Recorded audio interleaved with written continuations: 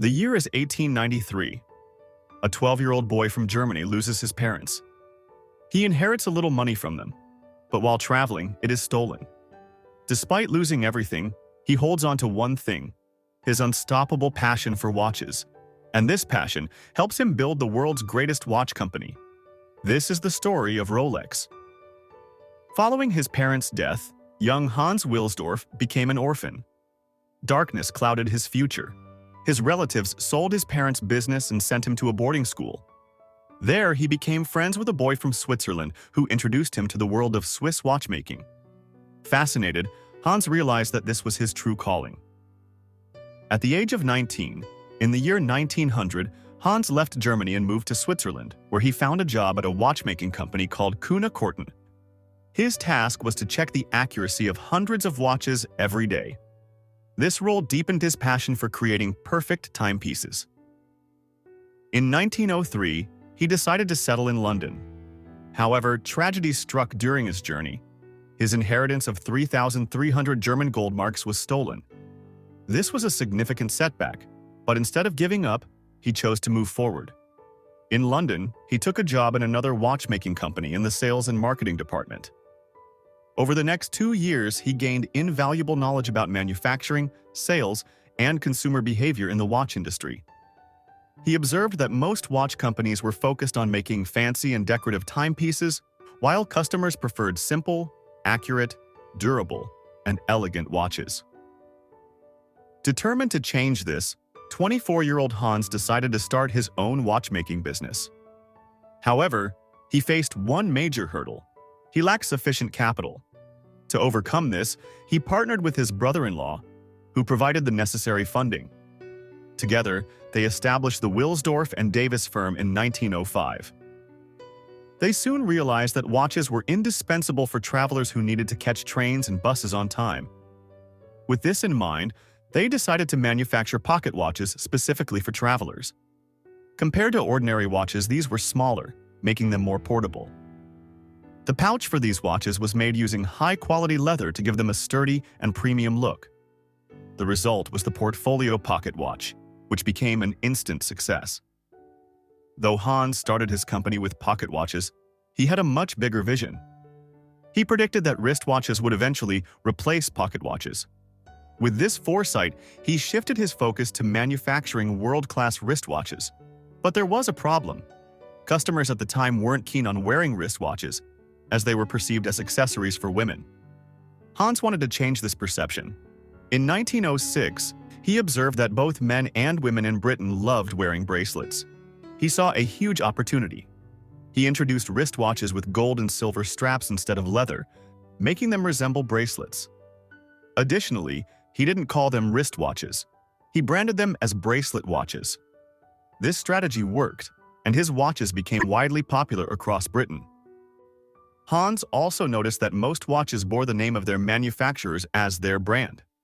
He wanted a unique name that could neatly fit on the dial and be easily pronounced in any language.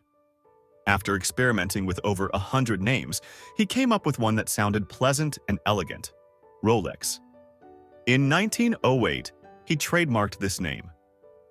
Today, we wear wristwatches not just to keep track of time, but also to enhance our style. Meanwhile, Rolex watches were gaining popularity, but they still had accuracy issues. Wristwatch movements were small, making it difficult to design a perfectly precise mechanism. Until 1910, Hans imported watch movements from Switzerland. However, he now aimed to develop his own movement. He began studying horology, meeting expert watchmakers worldwide, and refining his expertise. Eventually, he created the 15-line caliber 200 wristwatch movement. To prove its accuracy, he sent it to Switzerland's official chronometer testing institute. After rigorous testing, it became the world's first wristwatch movement to receive a chronometer certificate. This innovation significantly boosted Rolex's reputation, allowing its watches to be exported to other European countries. By 1914, Wilsdorf Davis had expanded with multiple offices and a team of 60 exceptional employees. The business was thriving. However, World War I soon disrupted everything. To fund the war, the British government imposed a 33% export duty on watches, making Rolex significantly more expensive than its foreign competitors. Sales plummeted. To survive, Hans had to shift his company to Switzerland. Until then, Rolex had been just the brand name of his watches. Upon relocating, he renamed the company Rolex Watch Company Limited and started many business operations from scratch. The war had devastated the luxury watch market, but Hans spotted an opportunity. Soldiers relied on watches to coordinate their movements, but pocket watches were impractical. They had to lower their rifles, open their coats, and take out their watches just to check the time. Wristwatches were far more convenient.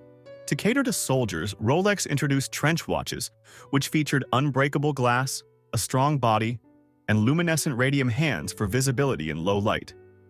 This innovation allowed Rolex to flourish even during wartime. After the war, wristwatches gained mainstream acceptance, just as Hans had predicted. But they had a major flaw. Their accuracy suffered in the presence of dust and water.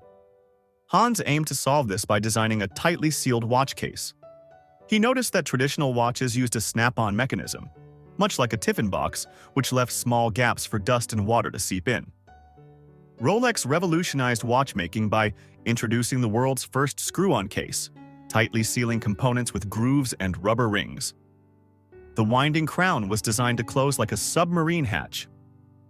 The result was the Rolex Oyster, the world's first waterproof watch, launched in 1926. For promotion, Hans reached out to Mercedes Gleitze, a swimmer who claimed to have crossed the English Channel. Amid doubts about her achievement, she decided to swim the channel again in front of the media. Hans offered her a Rolex Oyster to wear around her neck during the attempt. Although she couldn't complete the swim, the watch remained perfectly functional, proving its waterproof design.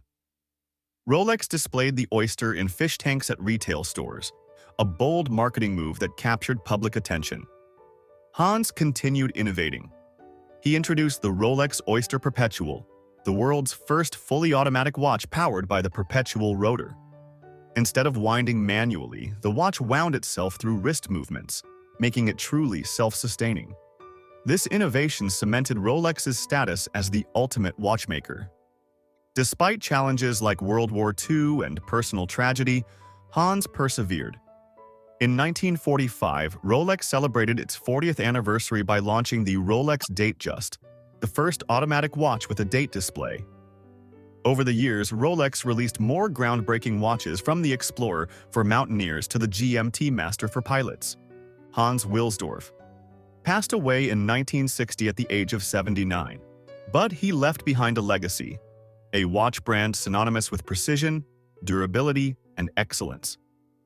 Rolex had conquered land, sea, and sky, proving itself as the king of the watchmaking industry. This was the story of Rolex.